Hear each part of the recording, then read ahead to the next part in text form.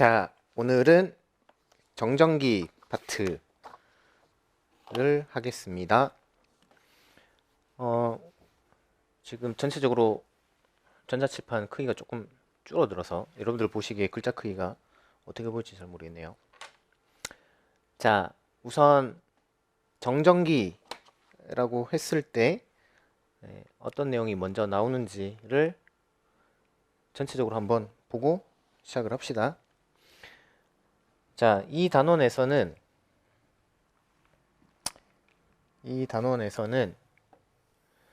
전기와 자기 현상에 대해서 다루려고 한다. 이 전기와 자기 현상을 합쳐서 우리가 이제 전자기학이라고 부른다. 전기에는 정지한 전기와 흐르는 전기가 있다. 이 정지한 전기를 우리가 이제 한자로 정전기라고 하고, 흐르는 전기는 전류라고 하더라. 정전기 현상에 대해서 배우는 학문을 이 둘에 대해서, 그러니까 요 정전기에 대해서 배우는 거를 정전기학, 그 다음에 전류에 대해서 배우는 거를 우리가 직류회로 뭐 이렇게 불러요. 자, 그 다음에 자기에는 정지한 자기와 움직이는 자기가 있다. 우리가 이제 정지한 자기를 한자로 정자기라고 합니다. 정자기. 그다음에 움직이는 자기. 잠깐만. 일단 정자기에 대해서 배우는 파트를 우리가 정자기학이다라고 합니다. 자, 한편 자기가 움직이면 전류가 유도가 되는데 이거를 이제 전자기 유도라고 하더라. 그럼 이제 전체 몇 개의 파트가 있느냐? 4개 파트가 있는 거죠. 4개 파트. 그래서 정전기약, 직류회로, 그다음에 정자기약, 그 다음에 전자기 유도, 이렇게 총 4개다. 그래서 총 4개의 세부 단원이 있다. 자, 물리는 대칭성의 학문이다. 즉 역학에서의 원리와 전자기학에서 원리가 동일하다. 이거는 이제 별표를 쳐놓으시면 될 것 같아요. 자, 왜 그런가요? 조물주가 한 명이라면 당연히 같은 원리로 역학도 만들고 전자기학도 만들었겠죠. 물론 이제 조물주가 여러 명이면 아니겠지만 아마 유일신이라면 같은 원리로 만들지 않았을까요? 왜 우리 그 작곡가들이 그 곡 작곡할 때 그 자기 복제를 한다고 그러잖아요. 그래서 A라는 작곡가가 만드는 곡은 되게 느낌이 비슷해요, 그죠? 약간 그런 맥락에서 이해할 수 있겠죠. 그래서 역학의 원리와 전자기학의 원리는 기본적으로 비슷하다. 자, 그 다음에 왜 또 똑같으냐? 역학이 시작된 거는 이제 1687년 뉴턴이 프린키피아라는 책을 이제 발간하면서 세상에 뉴턴의 법칙과 만유인력 법칙이 이제 발표가 되었습니다. 자, 뉴턴으로 말미암아 자연현상을 분석할 때 수학적인 분석을 이제 처음으로 시도하게 된 거죠. 그 전에는 이제 수학적으로 풀 생각을 잘 못했었습니다. 그리고 1800년대에 와서는 이제 전자기학이 발전하였는데 이때 뉴턴의 사고 방식을 바탕에 두고 전자기학이 연구가 진행이 되었죠. 그렇다 보니까 전자기학의 구조나 물리 개념들이 역학과 비슷해질 수밖에 없었던 거죠. 자, 그러면 이걸 알면 뭐가 좋으냐? 네, 전자기 공부의 팁입니다. 이해가 안 될 때는 어떤 내용이 역학의 어떤 곳과 대응되는지를 찾아보시면 도움이 많이 됩니다. 자, 지금부터 이제 정전기학에 대해서 한번 구체적으로 배워보자. 일단 장부터 한번 해봅시다. 장, 필드. 자, 필드라는 개념은 우리가 이제 중력장에서 우리가 처음 얘기를 했었죠. 질량이 라지 m, 스몰 m인 두 물체가 거리 r만큼 떨어져 있으면 서로 인력이 작용한다. 이를 만유인력이라고 부르더라.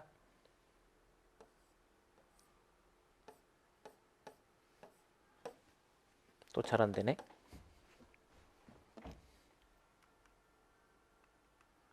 자, 그 실험의 결과 두 물체 사이에 거리의 제곱에 반비례하는 힘이 작용하더라. 이걸 역제곱 법칙이라고 하더라. 이거 사실은 이제 처음 얘기했던 사람은 후크였어요. 후크.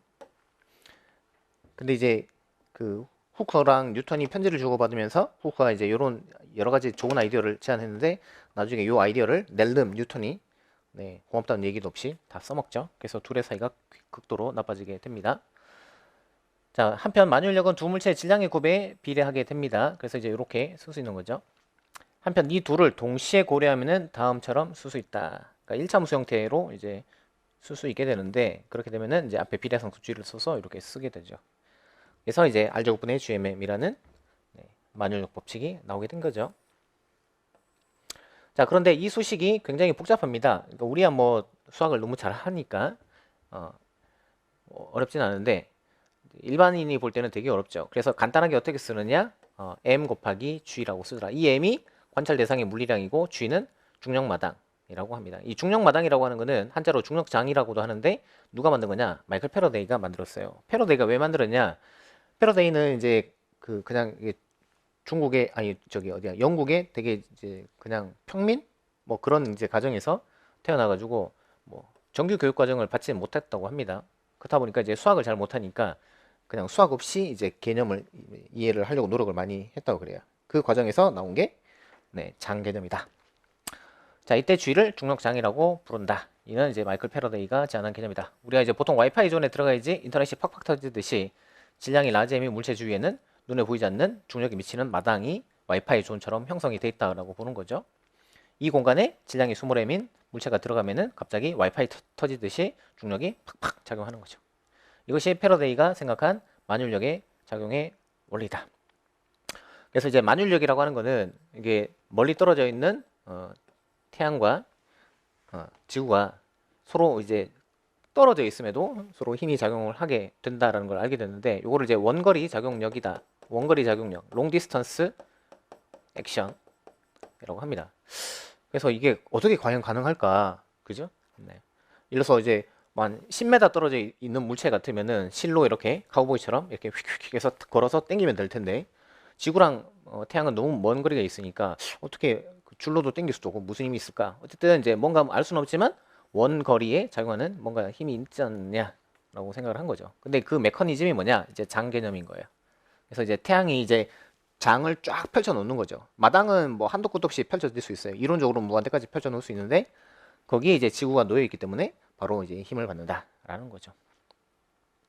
자, 그다음에 개념 정리.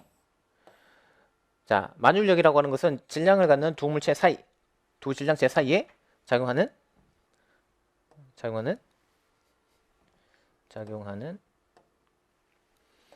인력이다. 근데 이제 G 값이 너무 작기 때문에요. 두 돌멩이나 두 사람 사이에 만율력은 작용하지 않죠. 그죠? 그러니까 예를 들어서 뭐 지하철을 탔는데 지하철을 보통 한 뭐 200명씩 타니까요. 그죠? 뭐 적게 타도 150명씩 타잖아요. 근데 이제 거기에 사람들 사이에서는 만율력이 거의 제로다. 이유는 G 값이 너무 작아서 그렇다. 그다음에 중력. 중력이라고 하는 거는 뭐냐면 두 질량체 중 하나가 행성이어서 굉장히 무거운 경우에 만율력은 무시할 수 없게 됩니다. 그러니까 사람 대 사람이면요. 이 질량이 너무 상대적으로 이제 그러니까 질량은 뭐 쏘쏘인데 이 만율력 상수가 너무 작으니까 사람 대 사람은 만율력이 이제 거의 제로입니다. 그럼 이제 만율력이 의미가 있으려면 어떻게 하면 되느냐? 이게 상대편 둘 중에 한 명의 질량이 행성 스케일 정도로 커야 됩니다. 그때 작용하는 만율력을 우리가 특별히 중력이라고 합니다. 이런 만율력을 중력이라고 부른다. 뭐 이런 얘기. 그 다음에 이제 만율력이 됐든 중력이 됐든 이제 간단하게 쓸 때는 mg라고 쓰더라. 네, 이렇게 알고 계시면 되고요.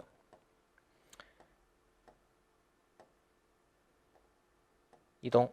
오케이. 자, 그 다음에 전기장. 뭐 같은 맥락에서 전기장도 쉽게 이해할 수 있다. 자, 전기장. 전기장은 편의상 전기력을 약식으로 간단하게 표현하기 위해서 만든 개념이다. 라고 뭐 이렇게 이해를 해도 되고요. 그냥 이제 그 전기력이 있는데 전기력을 이제 간단하게 표현하려고 만든 거다. 또는 이제 이 전기력이라고 하는 것도 원거리 작용이거든요. 그러니까 원거리 작용을 설명할 때 굉장히 이제 효과적인 이론이 장 이론이에요. 그래서 이제 전기의 장을 만들어낸 거고요. 자, 개념 정리 잠깐 하면은 대전체라고 하는 것은 전기를 띠는 물체고 전하량이라고 하는 건 전기의 양을 한자로 전하량. 그다음에 기호는 스몰 q나 라지 q를 쓰고 그다음에 관찰 대상이 갖고 있는 물리량이 이제 전하량이다. 우리 왜 그 이제 질량이 라지 m의 물체가 있으면은 철수가 이거를 이제 F라는 힘으로 밀잖아요. 그죠? 그때 가속도가 생기는데 그 관계식이 F는 ma죠. 자, 요때 요 m은 뭐냐? 관찰 대상의 물리량이죠. 그죠? 그다음에 요게 힘을 주는 주체의 물리량이고 주체의 물리량이고 얘도 마찬가지예요. 얘도 이제 전하를 띠는 애들이 이제 두 명이 있는데 특히나 이제 얘가 주체, 얘가 객체라고 봤을 때 이제 얘가 갖는 물리량이 전하량이다. 물론 뭐 객체도 주체도 전하량을 갖고 있어요. 어쨌든 자, 그다음에 다음 그림처럼 전하량이 각각 플러스 Q, 마이너스 Q, 플러스 Q인 두 대전체가 거리 R만큼 떨어져 있으면은 서로冲력이 작용한다. 이를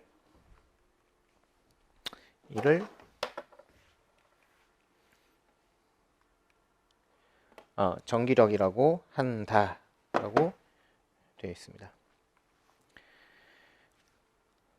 그 다음에 이제 실험 결과 두 물체 사이의 거리의 제곱에 반비례한다. 그래서 이렇게 쓸 수 있다. 역시나 이제 역제곱 법칙이 성립한다. 뭐 이런 얘기인 거죠. 그리고 전기력은 네, 만율력하고 비슷하게 네, 두 대전차의 전하량의 곱에 비례한다. 만율력이 이제 라지 M과 스몰 M에 비례했잖아요. 얘도 마찬가지 라지 Q와 스몰 Q에 비례한다.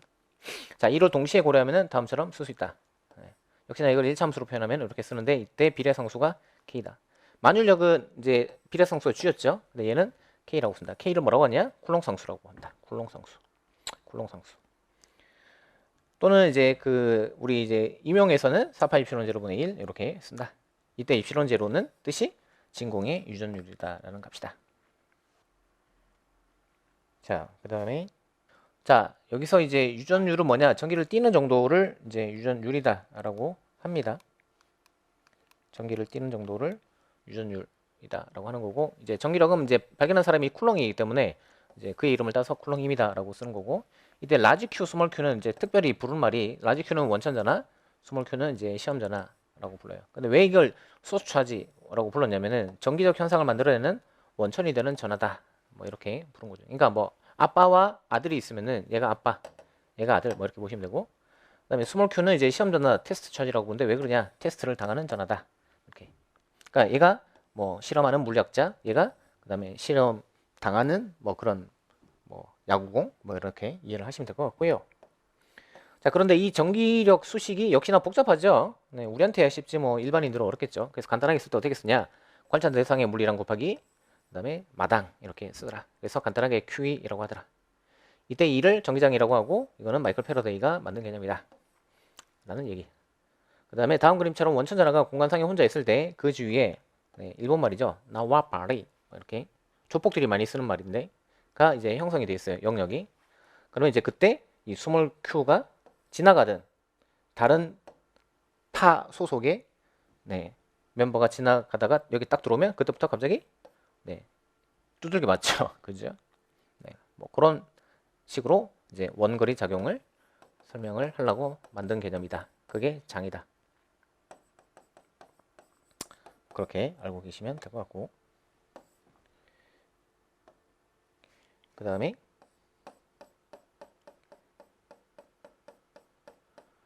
자, 퀴즈. 자, 어떤 이제 균일한 면전하로부터 50m 떨어진 지점의 전기장의 크기가 5N/쿨롱이라고 합시다. 이 지점의 질량이 2kg이고 전하량이 3쿨롱인 시험전을 놓는다면은 이 시험전하가 면전하로부터 받는 전기력은 얼마인가? 오케이, 아까 이제 그 F를 원래는 이제 R6분의 KQQ라고 써야 되는데, 그러니까 이렇게 쓰지 않고 그냥 이제 제너럴한 형태로는 Q라고 쓰기로 약속을 했고요. 근데 이제 요점의 Q가 얼마냐면은 3이에요. 3쿨롱. 그 다음에 전기장은 얼마냐면은 5N/쿨롱이에요. 그럼 이제 계산하면은 15N 이렇게 나오죠. 그래서 이제 이런 식으로 F equal Q라고 쓰더라. 그래서 애프터 스쿨이라는 그 걸그룹의 그 굉장히 유명한 멤버가 Q라고 있죠. 그래서 그렇게 기억하시면 될 것 같고, 자, 이 시험 전화가 면 전화로부터 받는 전기력은 뭐, 그 다음에 가속도는 얼마냐? 가속도. 자, 이게 1번이고요. 가속도. 이거는 이제 F는 M에 있으면 되겠죠. 그래서 가속도는 M분의 QE. 이것도 많이 나오는 거니까 알고 계시면 될 것 같고, 그 질량이 이제 2kg. 그럼 이제 집어넣으면은 7.5 m/s 제곱. 뭐 이렇게 계산하시면 되고. 그 다음에 3초 후의 속력은 얼마냐라고 했으니까 네, 등각수 공식 쓰면 되겠네요. 그죠? 그래서 등각수 공식 3번 쓰면은 3이니까 3, 5, 15, 3, 7, 21, 22.5. 네, 22.5. 그래서 V는 22.5. 뭐 이렇게 쓰시면 될 것 같아요. 자, 그 다음에 가속도. 그 다음에 팁. 시험에서 전기력이 출제가 되면은 항상 전기장부터 체크해라. 당연한 얘기인 것 같고. 자, 각수도 한편 우리는 역학단원에서 힘을 계산 많이 하였죠. 그 이유가 무엇이었겠는가? 그건 이제 각도로 구하기 위함이었죠. 운동방정식을 세워서 각도를 찾아야지 그 물체가 얼마나 빠르게 그리고 어떤 패턴으로 운동하는지 찾을 수 있었죠. 이 단원도 마찬가지. 우리가 이렇게 한참을 이제 전기력에 대해서 얘기를 한 뭐 10분 이상 했는데 그거는 이제 각도를 구하기 위함이에요. 결국은. 그 다음에 그 각도는 n분의 q이다. 자, 이 수식은 시험에 너무나도 자주 나오기 때문에 반드시 외워두시면 좋고요. 만약에 시험에 다음 그림이 출제가 되었다면은 출제자는 무엇을 물어볼까요? 이렇게 출제가 된다면 당연히 각수를 물어봅니다. 그래서 여러분들 머릿속에 짜잔 하고 어떻게 뭐가 떠올라야 되냐면 각수는 n분의 q이지 라고 떠오르면 된다. 자, 그리고 이제 a는 n분의 q를 계산하려면 또 뭘 알아야 될까요? 당연히 전기장을 알아야겠죠. 전기장을 알아야겠죠. 그러므로 이 단원의 핵심 키워드는 단언컨대 전기장이라고 말할 수 있다. 자, 그러면 이제 이 중요한 전기장에 대해서 이제 공부를 한번 해보자 라는 얘기입니다. 대충 간단하게 알아봤고요. 그 다음에 전기장의 정의. 자, 전기장의 정의는 아까 말씀드렸다시피 전기력 자체가 F 이퀄 Q이잖아요. 그죠? 그래서 이제 여기서 전기장의 정의는 Q분의 F가 되는 거죠. 그러면 이제 자연스럽게 단위는 뉴턴 퍼 쿨롱이 되는 거고, 그 다음에 이제 그 전기장이 뭐냐 또는 뭐라고 읽어야 되냐 또는 정의가 뭐냐라고 물어보면 이거는 이제 단위 전하당 받는 힘 또는 이제 단위 전하가 1쿨롱짜리를 얘기하는 거니까 1쿨롱이 받는 힘 이렇게 하시면 돼요. 그 다음에 이제 재밌는 건 뭐냐면은 전기장하고 전기력이 수학적으로 같은 경우가 있어. 언제 같아지냐? 이 Q 값이 플러스 1쿨롱일 때 수학적으로 정확하게 이 둘이 같아요. 그래서 우리가 이제 전기장을 이제 뭐라고 이제 보통 부르냐? 플러스 1쿨롱이 받는 힘. 그게 곧 전기장이다. 같은 개념이다. 뭐 이렇게 봅니다. 그래서 이제 우리가 보통 문제를 풀 때는 어떻게 푸냐면은 그러니까 아까 말씀드렸다시피 전기력이 중요하다 그랬잖아요. 그럼 이제 전기력 구하시오 주구장창 나오는데 그럼 그때마다 누구가 있다라고 가정하시면 돼요. 플러스 1쿨롱이 없지만 있다고 가정하고 탁 두고 얘가 받는 힘이 어떻게 되는지 찾으시면 돼요. 그럼 그게 이제 곧 전기장이다. 뭐 이런 얘기인 거죠. 자, 그 다음에 이제 원천전하가 점전하인 경우에 그 주위에서 전기장 곡신을 어떻게 되느냐. 지금 이제 생기초 특강이니까 그 원천전하가 점으로 되어 있다라고 가정할 거예요. 우리 역학에서 맨날 뭐 질점이다라고 가정했듯이 나중에 이제 본강의 가면은 질점 말고 강체, 유체 이런 거 배우는데 여기서도 마찬가지. 지금은 생기초니까 점전하를 배우는데 나중에 본강의 가면은 구전하, 면전하 뭐 여러 가지 전하들 많이 다룰 겁니다.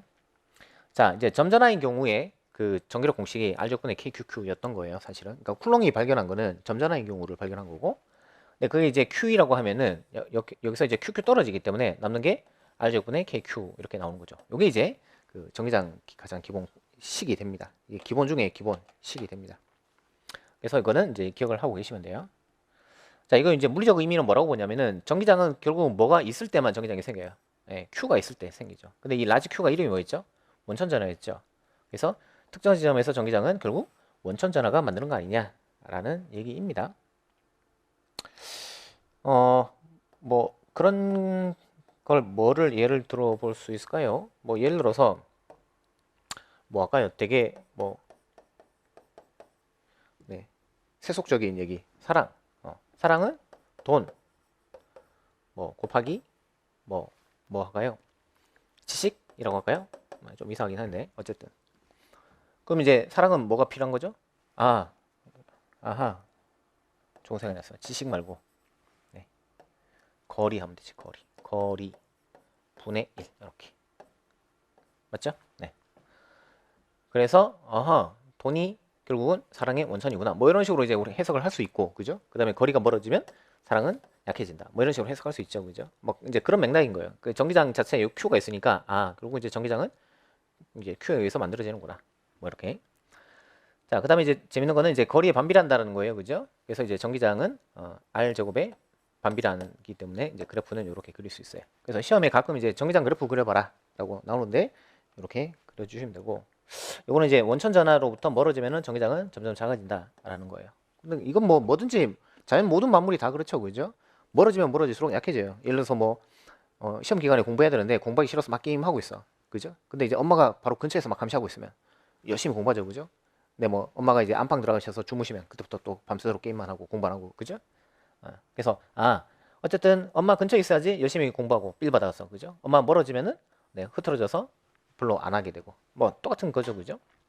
그다음에 이제 우리나라 영어 속담 중에 out of sight, out of mind란 말이 있죠, 그죠? 눈에서 멀어지면 마음에서 또 멀어진다라는 건데, 그것도 사실은 이제 역제곱 법칙을 이제 나타내는 어떤 자연 현상, 어떤 우리가 경험할 수 있는 일들. 자, 퀴즈 2번. 전하량이 Q인 점전하로부터 R만큼 떨어진 A점의 전기장이 E0이다. 3R만큼 떨어진 B점에서 전기장의 크기는 얼마인가요? 그러면 이제 점전하잖아요. 점전하 전기장은 아까 우리가 봤듯이 R제곱분의 KQ예요, 그죠? 그래서 이제 거리가 3배가 됐으니까 전기장은 9분의 1이다. 뭐 이런 식으로 푸시면 돼요. 그래서 거기 이제 책에 보시면은 방법을 비례식, 그 다음에 비례 반비례, 그 다음에 그냥 연립 배수 푸는 방법 세 가지 다 놔두는데 요거 다 각자 숙제로 해보시면 될 것 같아요. 그 다음에 6번 전기장은 벡터다. 뭐 당연한 얘기인데 왜 전기장이 벡터냐? 이거는 이제 우리 역학에서도 말씀드렸던 건데, 자, A 콜 EB 라고 합시다. 그럼 이제 E는 스칼라고요. B는 이제 벡터잖아요. 그러면 스칼라랑 벡터랑 곱하면 뭐가 되겠어요? 벡터지 뭐, 그죠? 마찬가지 F는 Q라고 했잖아요. 근데 이 Q는 전하량이니까 스칼라입니다. 근데 이 F가 벡터죠. 그럼 이제 이게 벡터고 이게 스칼라면 얘는 당연히 뭐겠어요? 벡터인 거지. 그래서 장은 그러니까 단순하게 마당이지만 물리에서는 이제 하나의 벡터 물리량으로 그 가정한다, 또는 그렇게 분류한다라는 걸 기억을 좀 해두셔야 돼요. 그래서 이제 장 배우면 좀 헷갈리는 게 상식선에서 마당인데 마당이 무슨 방향이 있냐라는 생각이 들잖아요. 근데 물리학에서는 방향을 부여를 했다. 그래서 우리가 알고 있는 그런 선입견 뭐 그런 거하고 조금 다릅니다. 그래서 좀 헷갈릴 수 있어요. 기억해 두시고. 그 다음에 6번 전기장의 의미와 전기장의 방향은 어떻게 되냐. 뭐 아까 했던 얘기인데 결국 이제 플러스 1쿨롱이 받는 힘이 곧 전기장과 이제 같은 개념이다, 물리적으로. 네. 그래서 풀 때는 항상 플러스 1쿨롱이 받는 힘을 찾으면은 그 방향이 힘의 방향도 되지만은 그게 곧 전기장의 방향도 된다. 뭐 이런 얘기입니다. 자, 그래서 이제 결국 이제 전기장의 개념에 대해서 정리를 하면, 네, 1번 전기장은 뭐냐? 네, 마당이다. 그다음 2번 뭐냐? 플러스 1쿨롱이 받는 힘이다. 이렇게. 그래서 마당으로 봐도 되고 전기력으로 봐도 되고, 그래서 어떤 때는 마당으로 해석할 때도 있고 어떤 때는 전기력으로 해석할 때도 있고, 뭐 그런 얘기입니다. 그 다음에 이제 교재 뒤에 넘겨보시면은 뭐 예제 1번, 예제 2번 뭐 그렇게 또 나와 있는데, 네. 뭐 이거는 각자 해보셔도 될 것 같습니다. 그 다음에 넘어가서 전기력선의 도입 부분을 잠깐 한번 보죠. 자, 전기력선 영어로는 Electric Field Line이라고 합니다. 그러니까 사실 번역하면은 전기장선이 맞는 얘기죠, 그죠? 그럼 이 개념을 왜 도입했냐? 그 우리가 예를 들어서 강남역에서 돌아다니고 있는데 갑자기 외국인이 와서 Hello, where is 그 강남 스타일 그 손 모형 뭐 이렇게 물어봤다고 합시다. 그러면 뭐 go straight and left and right 뭐 이렇게 쭉쭉 설명하잖아요. 그럼 당연히 못 알아듣겠죠, 그죠? 그럴 때 어떻게 하는 게 좋아요? 네, 약도 그려주면 제일 좋죠. 그래서 상대방에게 뭔가 내가 나의 그런 생각을 설명하고 싶을 때 제일 좋은 거는 네, 시각적으로 표현해 주는 게 제일 좋아요. 요즘에 국회에서도 그런 거 많이 하죠. 예전에 막 70년대, 80년대하고 달리 그런 뭐 청문회 같은 걸 한다든가 뭐 하면 항상 뭐 국회의원들이 판날 예쁘게 갖고 와가지고, 그죠? 이렇게 무슨 예능처럼 이렇게 하나씩 탁 떼면서 뭐 비리 1, 또 떼면서 비리 2 뭐 이런 식으로 하니까 되게 이제 그 집중도가 높아지잖아요. 마찬가지 전기력선도 이제 전기장을 좀 시각적으로 표현을 하면 사람들이 이제 이게 어떤 마당인지, 예를 들어서 뭐 비가 많이 내려서 이제 뭐 뻘처럼 막 이렇게 흙탕물이 된 그런 마당인지 아니면 아스팔트가 쫙 깔려가지고 걷기 편한 또는 자동차가 가기 좋은 그런 마당인지 아니면 뭐 눈이 많이 와서 염화칼슘을 뿌려가지고 막 그냥 되게 지저분한 그런 마당인지를 시각적으로 표현하는데 전기력선이 도입이 되었다. 뭐냐? 그냥 이제 그 각 지점에다가 이제 전기장이 벡터니까 이제 이렇게 방향을 표시를 하는 거예요. 그러면 이제 그거를 이제 다 연결을 하는 거예요. 우리 초등학교 때 뭐 그런 거 뭐 선 연결하듯이 이런 거 많이 해봤잖아요. 네. 그래서 이제 요 잠깐 보시면은 자 양의 원천 전화주의. 네. 자 여기 플러스 Q가 있죠. 그러면 여기 플러스 1쿨롱이 있다고 치면 얘는 당연히 청력받을 거 아니에요. 그죠? 그 다음에 여기 플러스 1쿨롱이 있으면 여기도 청력받고 여기 플러스 1쿨롱이 있으면 얘도 청력받고 물론 이제 화살표 길이는 점점 짧아지겠죠. 왜냐면 장이 약해질 거니까. 그러면 이제 이때 여기서 이제 어떻게 하느냐? 이걸 쭉 연결해서 이렇게 연결을 하는 거예요. 이런 식으로. 이런 식으로 연결을 하는 거지. 이거를 이제 전기력선이라고 한다. 그래서 이제 이런 식으로 다 그려보면은 전기력선은 항상 이제 이런 식으로 나오게 되더라. 이런 식으로. 그럼 이제 뭐라고 이제 일반화하면 되냐면은 아하 전기장선 또는 전기력선은 양의 원천 전화 주위에서는 이게 발산하는 듯한 그런 형태를 띠고 있구나. 그렇게 알고 계시면 돼요. 그러면 이제 당연히 음의 원천 전화일 때는 어떻게 되겠어요? 음의 원천 전화일 때는 정반대로 플러스 1쿨롱이 여기 있다고 상상을 하면은 플러스 1쿨롱이 여기 있다고 상상하면은 이렇게 인력을 받겠죠. 그럼 결국은 이제 그걸 감안해서 연결하면은 이제 이렇게 수렴하는 방향으로 이런 식으로 될 겁니다. 그죠? 그래서 수렴하는 전기장이다. 이렇게 얘기할 수 있을 것 같고요. 그 다음에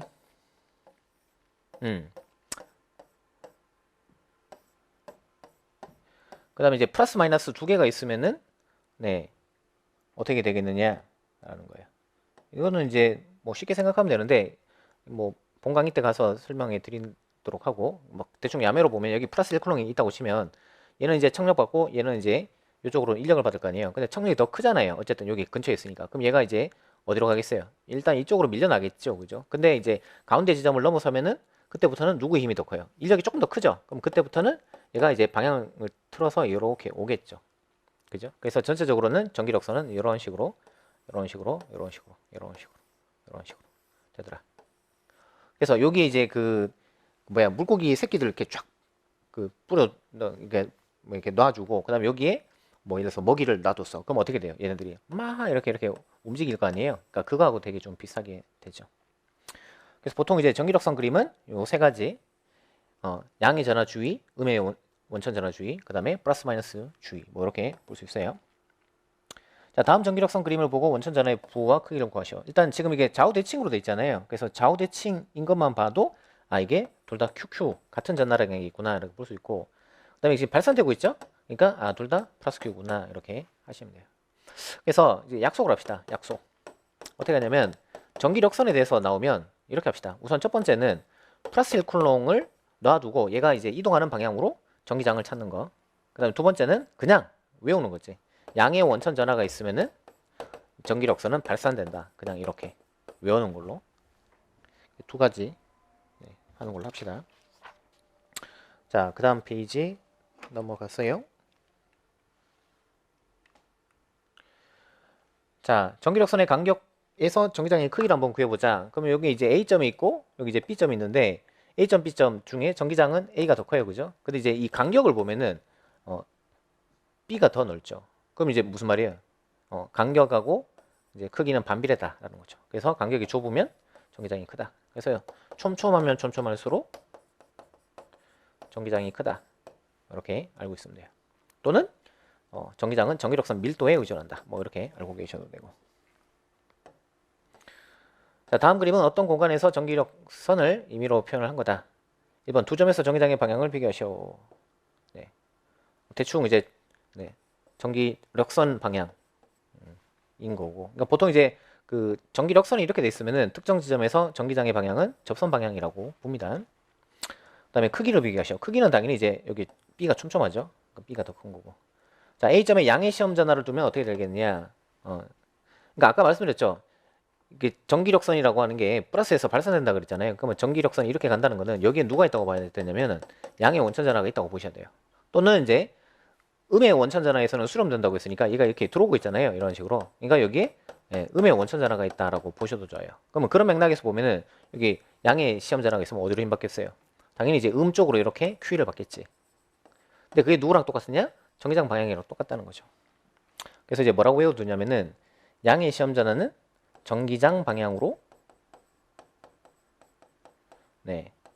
QE를 받는다 이렇게. 근데 이건 또 사실 수학적으로 당연한 게 F는 Q이잖아요. 그죠? 그럼 얘가 이제 양수면은 그 다음에 얘랑 당연히 부호가 같을 수밖에 없죠. 그죠? 그 다음에 얘가 음수면 얘랑 반대일 수밖에 없잖아요. 수학적으로. 그죠? 그러니까 이제 그렇게 이해를 하시면 돼요. 그래서 양의 시험자는 전기장 방향으로 Q를 받는다. 그 다음에 음은 전기장 반대 방향으로 Q를 받는다. 뭐 이런 식으로 기억하시면 될 것 같아요. 그 다음에 전화량에 따른 전기력선의 개수. 전화량이 크면은 전기력선을 많이 그려주시면 돼요. 뭐 딱히 뭐 드릴 말씀이 없어요. 당연한 얘기고. 그 다음에 전기장의 크기를 전기력선으로 전기선속으로 한번 표현해보자. 전기선속은 뭐냐면 전기력선의 그 개수를 전기선속이라고 하고 영어로는 이제 electric flux라고 그럽니다. 기호는 이제 파이. 그러니까 파이가 이게 대문자고요. 이게 소문자입니다. 그래서 만약에 이제 어떤 똑같은 면적이 있는데 똑같은 면적인데 여기는 전기력선이 허벌나게 많이 지나가고 여기는 뭐 설렁하게 지나간다고 합시다. 그럼 이제 파이 값은 반대로 자 여기를 B점이라고 그러고 여기를 A점이라고 합시다. 그럼 이제 이 B점이 파이가 더 많죠. 그죠? 근데 예를 들어서 뭐 이렇게 할까요? 얘 면적이 얘는 10, 그 다음에 파이는 100, 뭐 이렇게. 네, 얘는 A는 파이가 1000. 우와, 엄청 많네. 근데 알고 봤더니, 면적도 1000. 이렇게. 그러면 이제 누가 더 촘촘한 거예요? 이쪽이 더 촘촘한 거죠. 그죠? 그래서 하고 싶은 얘기는 결국 이제 전기장은, 이 S분의 파이. 이 값. 이게 결국 뭐냐면, 이제, 전기력선의 밀도가 되는 거죠. 그죠? 그래서 그게 크면, 이제 전기장도 같이 큰 걸로. 이렇게 이제 수학적으로 표현할 수 있다. 그래서 이제 여기 이제 E는 A분의 파이라고 썼고, 그래서 A를 넘기면 파이는 2A 뭐 이렇게 됩니다. EA 뭐 되게 유명한 세계적인 그 미국의 그 스포츠 온라인 게임 회사죠. 뭐 EA 스포츠라고 뭐 피파도 만들고 야구 게임도 만들고 그런 회사입니다. 오케이. 그 다음에 여기서 전기장은 면 A에서의 전기장이다. 하트 2개. 뭐 나중에 강의 가서 말씀드리는 걸로 합시다. 그래서 이 전기장은 아까 Q분의 F로 정의를 내렸는데요. 이제 전기장은 A분의 파이 이렇게 정의를 내립니다. 알고 계시면 될 것 같고, 그 다음에 자 단면적이 A 이퀄 2제곱미터인 평면이 있다. 이곳에는 전기장의 크기가 3N per 쿨롱으로 일정하게 걸려있다. 그렇다면 이 평면을 통과하는 전기력수는 얼마인가? 아까 파이는 EA라고 했으니까요. 집어넣으면 뭐 6 뭐 이런 식으로 하시면 되겠죠, 그죠? 그래서 뭐 이런 것들이 전기장에 관한 내용이고, 그 다음에 이제 전기장을 구하는 법칙이 있는데 그게 이제 여러분들 학부 때 배웠던 것처럼 가우스 법칙인데 그 가우스 법칙은 사실 뭐 지금은 하기는 힘들고 나중에 본강의 가서 자세하게 하겠습니다. 첫날에 가우스 법칙이랑 또 다 싹 다 정리를 할 거예요.